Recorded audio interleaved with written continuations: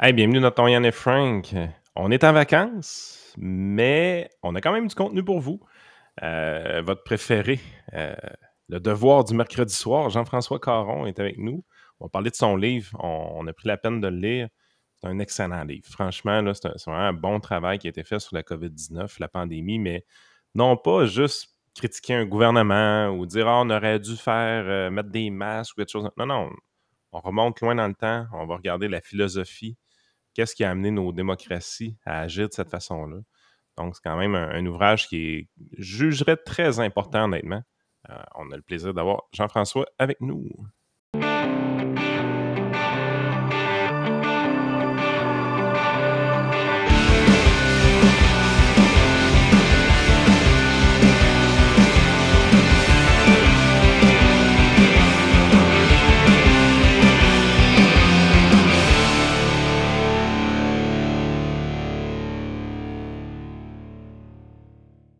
Donc, on souhaite également aux auditeurs, parce que nous, on enregistre au début du mois de décembre, mais présentement, vous écoutez ça, c'est pas mal le temps des fêtes pour tout le monde.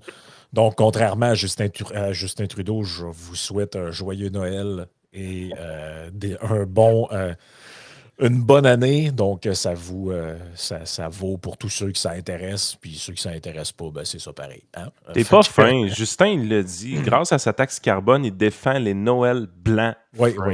exact. Mais on rentrera pas là-dedans, quoique peut-être un peu plus loin. Parce que Mais, plus mais loin dans le bouquin, donc je vais le faire apparaître à l'écran ici. Donc, ça, c'est ma copie qui m'a été envoyée par les presses de l'Université Laval. Homo superstès, le coût politique de la vie à tout prix. Donc, c'est le nouveau livre du prof Caron qui est avec nous aujourd'hui. Donc, j'ai envie de poser une question très courte. Pourquoi ce titre, Homo superstès, le coût politique de la vie à tout prix? On en a glissé un mot brièvement en pré-show, mais je pense que ça mérite peut-être quelques explications avant qu'on rentre dans le détail du bouquin. Homo superstes, c'est du latin qui signifie l'homme survie. Donc, c'est une conception de la vie qui est axée strictement autour de la biopolitique. Donc, toute la politique tourne autour de la capacité à maintenir les gens en vie à tout prix. Puis, si j'ai utilisé une formulation latine, c'est que dans le livre, je fais aussi référence à Hannah Arendt, qui parle aussi d'une autre conception de la vie, qui est l'homo laborans. Donc, l'homme travaille. Donc, on a vécu pendant très longtemps dans une société, dans un type de société où la conception de la vie tournait essentiellement autour du travail. Puis moi, dans le livre, j'explique sa position, sa théorie, mais j'explique aussi que depuis les 30 dernières années, on a évolué vers cette nouvelle conception de la vie-là, qui consiste simplement à survivre à tout prix, qui est la conception la plus basique, la plus animale qui soit. Puis inévitablement, ça vient avec des conséquences politiques très importantes, une nouvelle dynamique entre les citoyens puis les gens qui nous gouvernent. Absolument. Et donc, le livre, là, juste pour le dire aux auditeurs, c'est très simple, sa structure. Hein. Bon, il y a 4 chapitres. Peut-être on dira quelques mots sur chacun des chapitres. Ça fait un petit peu plus que 150 pages, tout ça. Le premier chapitre, j'ai bien aimé, ça s'appelle La peur et le sens de la vie. Et ben, tu me corrigeras si mon interprétation n'est pas bonne, mais l'interprétation que j'ai faite plus généralement du livre, mais en particulier de ce chapitre-là, c'est que l'explication que tu donnes, c'est en gros que les sociétés libérales, bon, qu'on connaît comme le Canada, les États-Unis, pensez aux pays de l'OCDE, par exemple, en grande majorité, se sont longtemps définis par rapport à deux adversaires idéologiques, bon, notamment au 20e siècle, qui étaient un peu deux exemples de dérive vers lequel, si on s'éloigne des principes libéraux, voici ce qui nous attend. Donc, d'un côté, on avait le fascisme européen dans ses différentes déclinaisons, là, bon, Salazar, Franco, Mussolini, Hitler, tout ça, à différents moments, différentes époques, et le communisme soviétique. Bon, dans son émulation, par exemple, à Cuba, dans d'autres versions, entre autres au Vietnam ou carrément dans les satellites de l'Union soviétique. Et en gros, ce que tu dis, c'est qu'à cette époque-là, être libéral, être occidental, ça voulait dire résister à la tentation de basculer dans ce type de régime-là. Autrement dit, on savait que si on sacrifiait des libertés individuelles, on emboîtait un pas qui pouvait nous amener peut-être vers le communisme, peut-être vers le fascisme. Et ce que tu dis, c'est que du moment que ces épouvantails-là ou ces ennemis-là sont tombés, donc après la guerre en bonne partie, après la Deuxième Guerre en bonne partie pour le fascisme, même si ça peut perdurer d'une certaine manière dans quelques pays, l'Union soviétique, la fin en 1991, mais bon, déjà vers la fin des années 80, milieu des années 80, c'était pas mal. On savait qu'on était pas mal vers les derniers. Sauf ce que tu dis, en gros, c'est que maintenant, l'Occident se mesure à des régimes où les droits de l'homme sont inexistants. Bon, on pense au régime islamiste, à la menace terroriste islamiste, et on dit, en gros, qu'est-ce qui nous différencie, nous, les Occidentaux, de ces régimes-là? C'est qu'ici, la vie est sécuritaire.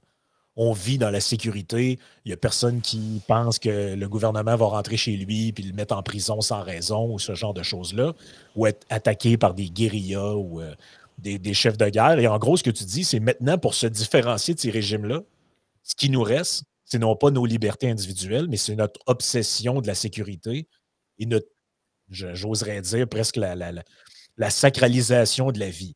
Je ne sais pas si j'ai la bonne lecture du propos que tu as essayé de donner là-dedans, là, mais en tout cas, quand moi et Yann, on en parlait, c'était pas mal la compréhension que j'avais Oui, de ce que c'est très bien résumé. Tout d'abord, tout être humain, les sociétés, c'est comme les êtres humains. Tout être humain, on se définit en fonction des autres, en fonction du regard des autres. On copie des modèles, puis on essaie de s'éloigner de modes de vie qu'on trouve pour des raisons quelconques répugnants. Donc, la définition de ce qu'on est, ça ne se fait pas tout seul. On a besoin des autres autour de nous pour pouvoir se donner cette propre définition de ce qu'on est. Les régimes politiques, c'est la même chose. Donc, au cours du 20e siècle, les sociétés libérales avaient besoin d'un miroir, d'un autrui significatif qui allait nous donner l'image de ce vers quoi on ne voulait pas évoluer. Puis ça a été, comme tu l'as dit, le nazisme, ça a été le communisme, les régimes autoritaires, totalitaires pendant le 20e siècle. Ils nous ont servi de miroir essentiel à la compréhension de ce qu'on était, nous, de ce qui nous définissait. Et puis, oui, les régimes communistes ont tué beaucoup de gens, mais ça, c'est des choses qu'on a appris un petit peu plus tard, vers la fin de la guerre froide.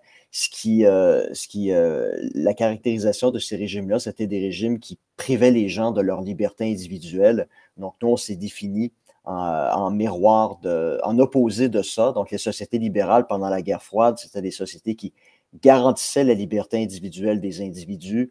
Il n'y avait pas d'interférence exagérée, disproportionnée de la part de l'État dans la vie des gens.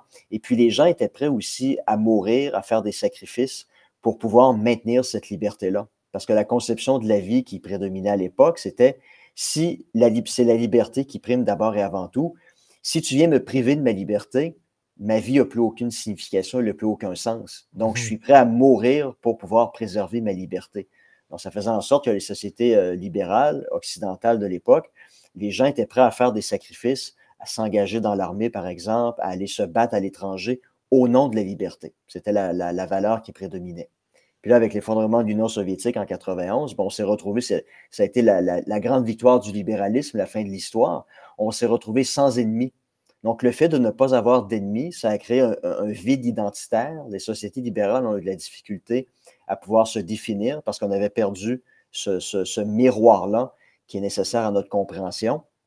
Donc, qu'est-ce qui s'est passé dans la première moitié des années 90? Ça a été les grands génocides, les grands massacres au Rwanda, en Bosnie-Herzégovine. Donc, ça a permis de façonner une nouvelle compréhension. L'exceptionnalisme occidental qui était, nous, chez nous, contrairement aux individus qui vivent dans ces pays-là, on ne risque pas d'être abattu par notre voisin au milieu de la rue sans que les policiers agissent. Donc, nous, on ne vit pas dans un état de nature, on vit dans un état de droit où notre sécurité est préservée. Puis ça a semé le germe de la nouvelle compréhension de l'individu, de la vie en société depuis les 30 dernières années, qui s'est accentuée, on pourra en reparler suite au 11 septembre, la pandémie, puis là, ce qui est en train de pointer à l'horizon, c'est la lutte contre les changements climatiques. Et ça, c'est en train de refaçonner notre relation avec l'État. Ce qui est intéressant au début de ton livre, Jean-François, c'est tu remontes jusqu'à l'Antiquité. Tu montres vraiment comment que les Grecs avaient une vision de la citoyenneté qui était un peu différente de la nôtre. On se dit souvent, c'est la première démocratie, ainsi de suite, mais il y avait une sphère publique, une sphère privée, puis tu passes vraiment beaucoup de pages à expliquer la différence entre les deux de ce côté-là. Qu'est-ce que tu avais en tête vraiment de remonter aussi loin pour expliquer ce qui s'est passé du côté de la COVID? Une démocratie fonctionnelle où les individus sont en mesure de pouvoir vraiment s'interroger, prendre des décisions en fonction de ce qui est bon pour l'intérêt général, ça nécessite de diviser le privé de la sphère publique. Donc, les gens, lorsqu'ils n'ont pas à penser au privé, ils n'ont pas à penser au monde de l'oikos, de la maison, ils n'ont pas à penser au monde du travail, ils n'ont pas à penser à leur vie, ils se concentrent uniquement sur l'intérêt général. Ils sont en mesure de discuter, ils sont en mesure de faire des compromis, ils sont en mesure de voter de façon éclairée, puis de pouvoir faire en sorte que la société évolue dans une bonne direction. Le problème, c'est lorsque la politique devient biologique, lorsque toutes les décisions politiques que les gens prennent sont faites en fonction de leur sphère privée, et c'est encore plus problématique lorsque les décisions politiques sont faites en fonction de la préservation de leur vie. Et ça, c'est vraiment le monde dans lequel on est, puis c'est ce que je définis comme étant le monde de la biopolitique. La politique se résume au biologique désormais. Les gens prennent des décisions, ils vont accepter des décisions de la part de l'État, simplement si ça leur permet de rester en vie jusqu'à demain, la semaine prochaine, bref, rester en vie le plus longtemps possible. Puis ça, ça a renversé complètement la dynamique de la démocratie. Aujourd'hui, les décisions sont plus prises en fonction de l'intérêt général. Les individus sont plus prêts à faire des sacrifices, comme ça pouvait être le cas à l'époque. Au contraire, les gens aujourd'hui sont ennemis des sacrifices, ils ont peur du danger. Et tout ce qu'ils réclament de la part de l'État, c'est que l'État mette tout à sa disposition pour pouvoir garantir leur survie. Ouais. Et puis, moi, je trouve que c'est clairement le monde dans lequel on vit, c'est le monde du sanitarisme.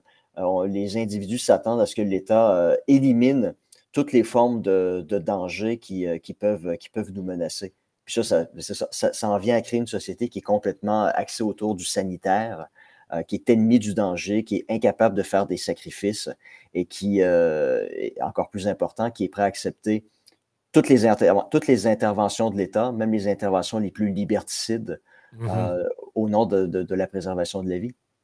Tu en parles un petit peu dans le livre. Tu fais le parallèle avec des éléments de politique québécoise contemporaine, notamment, par exemple, le projet de souveraineté porté officiellement par le Parti québécois et Québec solidaire. Et tu dis, par exemple, là-dedans, c'est intéressant de voir que, puis je te paraphrase un peu, là, mais c'est intéressant de voir qu'il y a vraiment deux approches différentes là-dedans. C'est-à-dire que l'approche péquiste est une approche à l'ancienne, basée sur l'époque où, comme tu l'as dit, l'individu est prêt à faire des sacrifices au nom de la liberté, au nom d'une cause d'intérêt général qu'il va juger supérieure, comme l'ont été les mouvements de libération des différents pays colonisés un peu partout dans le monde. Mais toi, ce que tu dis, c'est que dans l'ère moderne où on est, dans le contemporain où on est, où le sacrifice n'est plus quelque chose qui est valorisé, mais maintenant, c'est la recherche de la sécurité, ben, on voit d'autres partis qui arrivent avec des approches complètement différentes, du genre, ben, il y a une menace qui plane sur vous, c'est les changements climatiques, et nous, si on est élu, on va être un gouvernement solidaire avec des mesures très musclées pour vous protéger de cet apocalypse-là qui va s'abattre sur vous. Donc, c'est une manière d'aller chercher l'électorat pour arriver à un certain projet de société qui peut être par ailleurs similaire dans certains cas, mais que tu essaies d'attirer l'électeur là-dedans par des moyens complètement différents.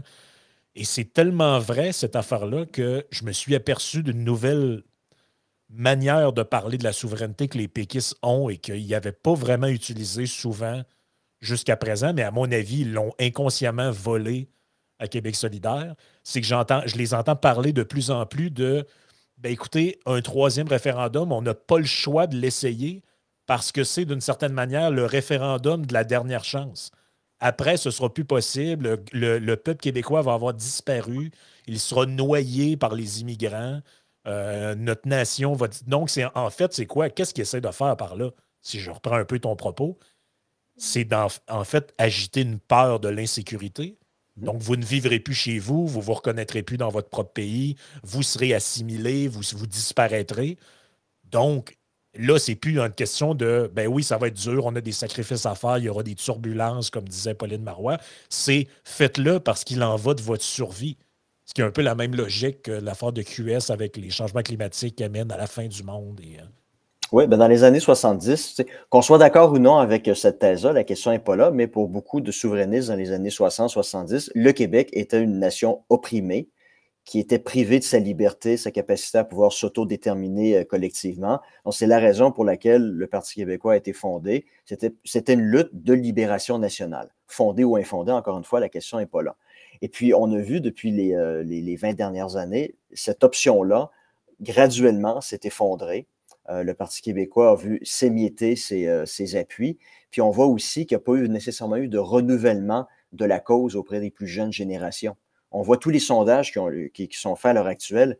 La masse critique des électeurs péquistes, c'est les boomers, c'est les personnes de 55 ans et plus, donc des personnes qui ont grandi dans cet environnement-là de « il faut lutter pour notre libération nationale ». Aujourd'hui, les jeunes, ils ont débarqué complètement de cette logique-là parce que c'est plus ce qui les préoccupe.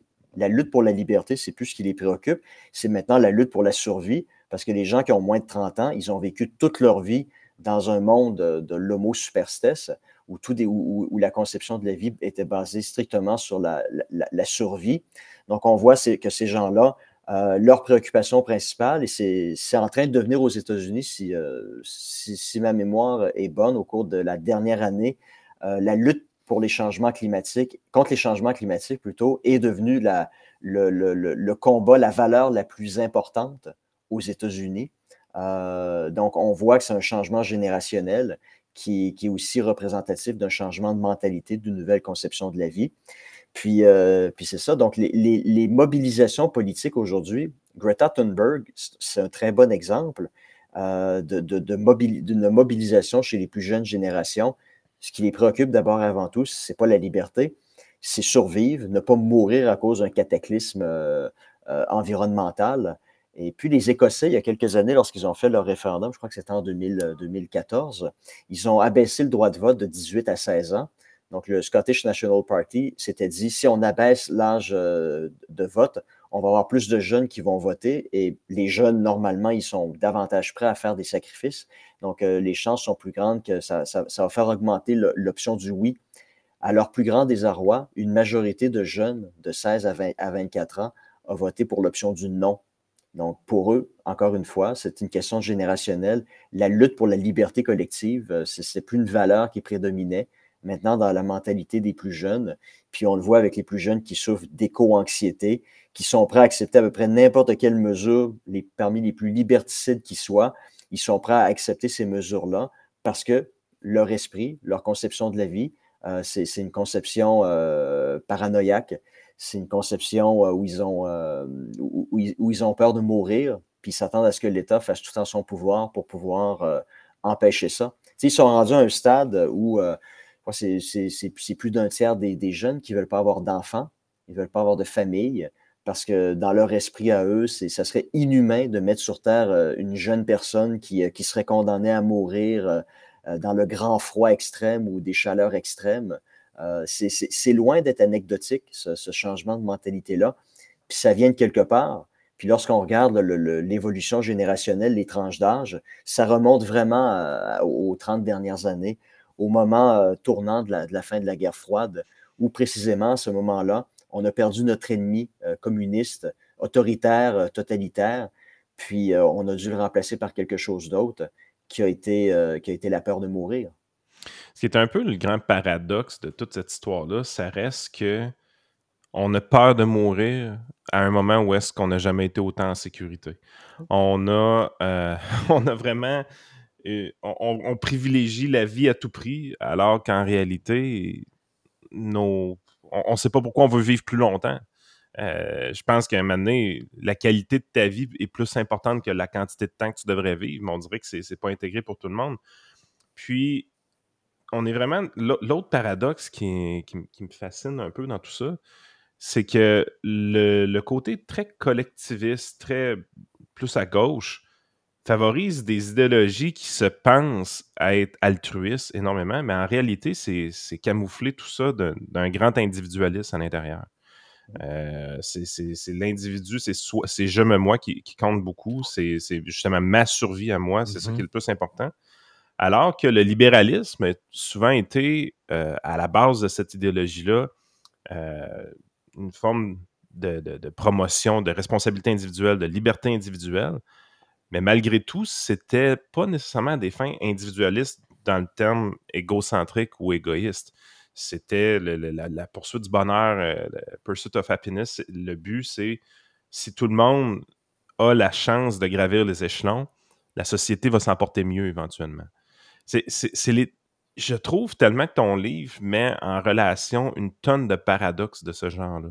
C'est que les gens qui fondamentalement se croient altruistes sont en réalité extrêmement individualistes. On méprise une idéologie comme le libéralisme, alors qu'en réalité, puis on la décrit comme étant le me, myself and I, alors qu'en réalité, ce n'est pas de l'individualisme ou de l'égoïsme qui est derrière ça. Tous ces paradoxes-là, on peut interpréter ça comme un manque de focus, mais toi, tu ramènes tout le temps ça à dire ben, le fait qu'il manque un ennemi à notre vie de tous les jours, si on veut, c'est ce qui nous amène à être autant défocusés d'une certaine façon. Oui, oui. Puis, tu sais, pendant la guerre froide, tu sais, oui, les gens étaient impliqués politiquement. Il y avait une forme d'égoïsme. Les gens s'impliquaient afin de pouvoir faire en sorte que l'État ne vienne pas les priver de leur liberté. Mais ça permettait de créer une solidarité, un esprit général de sacrifice qu'on a vu très bien évoluer pendant la guerre froide. Puis maintenant, ben, c'est ça, les mobilisations collectives, les individus comme Greta Thunberg et compagnie qui se mobilisent, ils présentent ça comme étant une mobilisation pour sauver la planète, alors qu'en réalité, comme tu dis, c'est une mobilisation qui est strictement égoïste. Ça implique aucun sacrifice pour eux, parce qu'ils savent très bien que les policiers ne vont pas, comme on dit, rentrer dans le tas à coups de matraque. C'est toujours des manifestations où c'est ça, où il n'y a pas d'intervention policière, ils ne risquent pas de la violence. Donc, ces gens-là n'ont rien à perdre en réalité. Donc, c'est plus des luttes sacrificielles comme on avait pendant la guerre froide, où les gens, lorsqu'ils descendaient dans la rue, surtout dans des environnements autoritaires ou totalitaires, ils risquaient de se faire arrêter, de se faire torturer, de se faire tuer. Aujourd'hui, ces gens-là, ils se comparent aux individus qui ont combattu dans les sociétés communistes pendant la guerre froide. Ça n'a aucune commune mesure, là. Ces individus-là, ils manifestent, ils se mobilisent uniquement parce qu'ils ne veulent pas, eux et eux seuls, mourir. Donc, le lien qui les unit est extrêmement égoïste. Il n'y a aucun sacrifice dans tout ça, là. Contrairement à ce que ça pouvait être le cas, comme je le dis dans le livre, avec certains individus qui, eux, en écrivant certaines choses, en publiant certaines choses, ils savaient très bien les graves conséquences que ça allait avoir sur eux, puis sur leur famille, mais au nom de la liberté, ils étaient prêts à le faire parce que leur conception de la vie, c'était une vie sans liberté, c'est une vie qui ne mérite pas d'être vécue, là. Donc, il y a une énorme différence dans la conception de la vie de nos parents, de nos grands-parents, puis celle des plus jeunes aujourd'hui, là. Absolument. Écoute, le chapitre 1 du livre, duquel on a quand même parlé pas mal, est un peu une démonstration, j'ai envie de dire, historique et factuelle de ce glissement-là d'une vision à l'autre. Et dans le chapitre 2, qui s'intitule « Le passage d'un monde lockéen à un monde hobbésien ». Donc, hobbésien, c'est pas pour obèse, là, en passant, c'est pour Hobbes, comme Thomas Hobbes.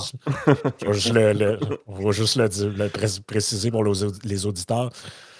Donc, en gros, tu dis il y a un glissement vers la vision qu'avait John Locke du libéralisme et à celle de Thomas Hobbes. Et je lis un petit bout de ton livre parce que, à mon avis, c'est extrêmement bien résumé. Tu dis « La vision lockéenne de la préservation de la liberté fait donc appel à la nécessité de créer et de maintenir un profond pluralisme qui permet à chaque personne et chaque groupe d'avoir son mot à dire dans le processus de prise de décision, mais aussi à une profonde méfiance envers tous les représentants de l'État qui sont considérés comme des usurpateurs potentiels du pouvoir. Locke a déclaré que là où la loi s'arrête, la tyrannie commence. En conséquence, et afin d'empêcher un individu ou un groupe d'individus d'utiliser les outils du pouvoir politique pour servir ses intérêts privés aux dépens du bien commun, Locke souligne à de nombreuses reprises dans ces deux traités l'importance de diviser le pouvoir afin d'empêcher ceux qui sont chargés de faire les lois d'être aussi responsables de les appliquer. Et en gros, ce que tu dis là-dedans, ce que tu expliques là-dedans, la vision de Locke, ça correspond essentiellement à ce qu'on a en tête généralement quand on pense au libéralisme classique ou à une vision libérale. C'est-à-dire l'idée que l'État est là et plus tu lui laisses de place, plus ils vont en prendre. Moins tu défends les libertés individuelles, plus elles seront, plus l'État va être tenté d'empiéter par-dessus et d'étendre ses tentacules un peu partout. Et tout ce que tu dis, c'est que cette vision-là, justement, qu'on avait alors qu'on voyait la menace communiste être de nos yeux, être devant nos yeux, tu rajoutes, ben, on passe à la vision de Hobbes. Et là, tu dis, même si Hobbes est salué comme un philosophe libéral pour son idée du contrat social et de l'égalité entre les personnes, nous devons réaliser que la théorie qu'il a élaborée n'est pas du tout liée à cette idéologie. Au contraire, il s'agit plutôt d'une théorie du contrat social, du contrôle social, qui ne connaît en soi aucune limite tant que les gens croient que les restrictions qu'on leur demande d'accepter sont raisonnables. Et là, écoute, le parallèle avec la pandémie nous saute aux yeux, là. Il ne s'agit ni plus ni moins que d'une pente glissante si l'on part du principe que les individus peuvent être convaincus assez facilement et avec très peu d'efforts d'une menace spécifique. Par conséquent, contrairement à la philosophie de Locke, rien ne peut empêcher la perspective hobbesienne sur le rôle de l'État d'évoluer d'une position favorable aux droits individuels vers une position qui ne voit aucune objection à limiter ces droits au nom de la sécurité des personnes. Oui, tu sais, John Locke, sa théorie du libéralisme, c'est on a un gouvernement qui est là d'abord et avant tout pour assurer les libertés individuelles, permettre aux gens d'être heureux, de développer leur propre conception de la vie, puis de la mener comme ils l'entendent, dans la mesure où leur choix ne va pas avoir d'impact négatif sur la vie d'autrui, évidemment. Il y a des restrictions raisonnables qui peuvent s'appliquer dans le libéralisme classique. Et ça, dans cette conception-là, ça fait en sorte que l'État et n'importe quelle personne qui est en position de pouvoir est un usurpateur potentiel. Et il est de la responsabilité des individus, s'ils veulent faire en sorte de pouvoir préserver leur liberté, de toujours garder l'œil ouvert, toujours regarder ce que les politiciens font, les décisions qu'ils prennent, si c'est vraiment dans leur intérêt ou non. D'où la raison pour Locke insistait pour avoir une démocratie représentative où les représentants étaient renouvelés à des échéances très régulières, 2 ans, 3 ans, 4 ans, afin de renvoyer les individus qui avaient pris des décisions qui pouvaient être attentatoires aux libertés individuelles puis les remplacer par quelqu'un d'autre. Donc, tout était dominé par l'esprit de la liberté individuelle et de toujours surveiller les représentants de l'État, jamais fermer les yeux, leur donner de passe-droit, parce que n'importe quelle personne qui est en position de pouvoir va toujours essayer d'en abuser. Ça, c'est une constance dans l'histoire humaine, dans la nature humaine. Ouais. L'individu va toujours être porté à essayer de favoriser ses intérêts particuliers au détriment de l'intérêt général. Donc, il est dans l'intérêt des individus de garder l'œil ouvert. Puis ça, c'est dans toute la doctrine libérale. Vous avez Benjamin Constant, Alexis de Tocqueville qui ont fait des parallèles très intéressants. Constant, par exemple, donnait l'exemple suivant. Imaginez, vous gagnez à la loterie 10 millions de dollars, puis vous avez pas d'expertise en comptabilité, en placement, vous ne savez pas comment gérer votre argent. Qu'est-ce que vous allez faire? Ben, vous allez communiquer avec quelqu'un comme Yann, par exemple. Vous allez lui demander qu'est-ce que je pourrais faire pour faire fructifier mes avoirs, comment bien gérer mon argent. J'ai aucune expérience là-dedans. Toi, tu es un expert, donc je me fie sur toi.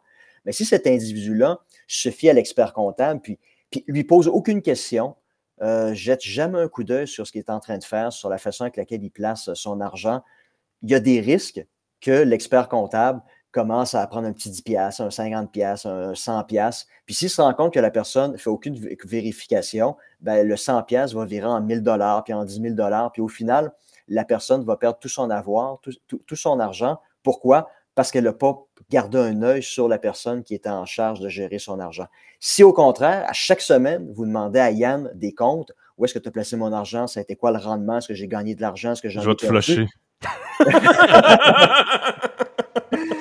Mais tu sais, toi, en tant qu'expert, tu sais très bien que si tu es sous surveillance, ben, tu vas bien gérer les avoirs de la personne. Exact. Ça, si tu veux préserver ta liberté ou tes avoirs, ben, il n'y a pas de meilleure façon que de ne pas te faire confiance. Mais ça, en ne te faisant pas confiance, c'est ce qui crée au contraire un lien de confiance. C'est le fait qu'on sait que tu as une épée de Damoclès au-dessus de ta tête, on sait que ça va te forcer à agir dans l'intérêt de ton client. Donc, dans le cas de Hobbes, par contre, sa préoccupation principale, il faut comprendre aussi, Hobbes a vécu une époque de guerre civile en Angleterre où c'était l'état de nature, il n'y avait plus de police, les gens se faisaient tuer à coups de centaines de milliers. Donc, Hobbes, sa préoccupation principale, c'était on doit créer un État dont son objectif principal va être d'assurer la survie des gens, empêcher la mort violente, puis de faire en sorte que la société va rester pacifique. Mais dans ce contexte-là, ça change complètement la relation entre les individus, les citoyens, puis le gouvernement. Là, on s'attend à ce que le gouvernement prenne des mesures effectives, rapides, radicales, dans l'éventualité où il y a un danger, afin justement de faire en sorte que les mesures vont pouvoir empêcher immédiatement les menaces contre la vie humaine. Donc ça fait en sorte que l'État, le pouvoir de l'État doit être concentré entre les mains d'un seul individu, ce que Hobbes appelait le Léviathan, qui devait posséder à lui seul le monopole de la violence légitime et pouvoir prendre des décisions, des mesures radicales, immédiates contre toutes les personnes qui pouvaient porter atteinte à la vie d'autrui. Donc, c'est au nom de l'efficacité. La survie, la sécurité exige de l'efficacité. Ça fait en sorte que les pouvoirs de l'État doivent être concentrés. Ça crée une forme de paternalisme. Puis ça fait en sorte que les pouvoirs de l'État sont sans limite et les individus vont accepter ces interventions-là s'ils sont convaincus eux-mêmes que ce qui prime d'abord avant tout, ce n'est pas la liberté, mais c'est la préservation de leur sécurité. Mm-hmm. Puis le parallèle aujourd'hui à tout ça, on l'a vu au Québec, on l'a vu en France, c'est la normalisation de l'état d'urgence. Ça devient une pratique normale de la gouvernance. On suspend temporairement les pouvoirs du pouvoir législatif pour les concentrer entre les mains du pouvoir exécutif, parce qu'on s'attend à ce que ces gens-là prennent des décisions rapides qui vont avoir des conséquences immédiates sur la préservation de la vie. Tu sais, entre 2015 et 2023, en France, au cours des 8 dernières années, si je pose la question, pendant combien de ces 8 dernières années-là, la France a été gouvernée par un régime d'État d'exception? Ben, la réponse, c'est 4 ans sur 8. 50% des 8 dernières années en France, la vie des individus a été régie sous un état d'urgence. D'abord, entre 2015 et 2017, suite aux attentats terroristes, Charlie Hebdo, le Bataclan, puis de 2020 à 2022, pendant la pandémie. Donc, il y a eu une hyper-concentration des pouvoirs entre les mains du pouvoir exécutif. Et puis, la majorité des gens l'ont accepté, ça allait de soi, parce qu'ils avaient 2 menaces auxquelles ils étaient confrontés, la menace terroriste, la menace du virus, puis ils s'attendaient à ce que l'État agisse rapidement, impose toutes les mesures qui étaient jugées nécessaires pour empêcher ces menaces-là de les frapper personnellement. Donc, on voit très bien qu'on a évolué d'une société lockéenne où ce qui comptait d'abord avant tout, c'était la préservation de la liberté, l'existence d'une grande méfiance entre les individus et les gouvernants au profit d'une société où les gens maintenant font aveuglément confiance au gouvernement, en viennent accepter une hyper-concentration des pouvoirs et ça a pour effet de voir une normalisation des états d'urgence. On l'a vu au Canada, Justin Trudeau, lorsqu'il a mis en place, il a imposé la loi sur les mesures d'urgence, la fameuse loi sur les mesures de guerre, qui a été renommée dans les années 80, même si ça a été prouvé, je pense, suite à la commission pas parlementaire, mais la commission spéciale qui avait été mise en place par le gouvernement, qu'il n'y avait pas vraiment de menace. C'était comme j'ai toujours dit depuis 1 an et demi, c'était essentiellement un problème de parking sur la colline parlementaire à Ottawa. C'était un désagrément, oui, pour les gens du centre-ville, mais ce n'était pas une menace à la sécurité nationale. Les gens n'étaient pas armés. Les gens occupaient pacifiquement une toute petite partie du centre-ville, même si ça a été prouvé qu'il n'y avait pas de menace de la part du convoi des camionneurs pour la sécurité nationale. Encore une fois, les gens aujourd'hui, lorsqu'on regarde les sondages, ils sont encore en faveur de ce que Justin Trudeau a fait.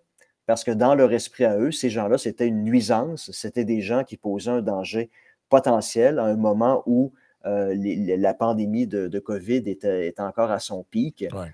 Et ces gens-là trouvaient que ces personnes-là avaient dépassé les bornes. Alors que s'ils avaient été dans une mentalité lockéenne, ils n'en seraient pas venus à cette conclusion-là. Ils en seraient probablement venus à la conclusion que le gouvernement est allé trop loin, a usurpé ses pouvoirs et a imposé des mesures qui étaient inutilement liberticides. Mais on le voit, mais pour une majorité de Canadiens, ce n'est même pas une donnée qu'ils prennent en considération dans l'évaluation de l'imposition de cette loi-là, qui est, sur le plan constitutionnel au Canada, c'est la loi la plus sévère qui existe. Et dans leur esprit, comme en France, entre 2015, 2017, 2020, 2022, ça va de soi. C'est normal. Et ça, c'est dans un contexte de société libérale, c'est très, très, très préoccupant. Puis ça montre que l'esprit du libéralisme, depuis 30 ans, c'est grandement effrité, puis on s'en rend même pas compte, là. Écoutez, merci beaucoup d'avoir été là, toute la gang. Vous pouvez vous abonner à Patreon pour rechercher du contenu. C'est le temps des fêtes. Les radios commerciales sont en congé. On vous en ship pareil. On a préparé du stock pour vous autres tout au long du temps des fêtes. Mais évidemment, si vous voulez avoir nos banques d'archives, vous avez tout ça sur Patreon. Demain, on continue avec le Prof Caron, la deuxième partie. Pour nous autres, c'est dans 2 minutes. Mais pour vous autres, c'est demain. Merci d'avoir été là.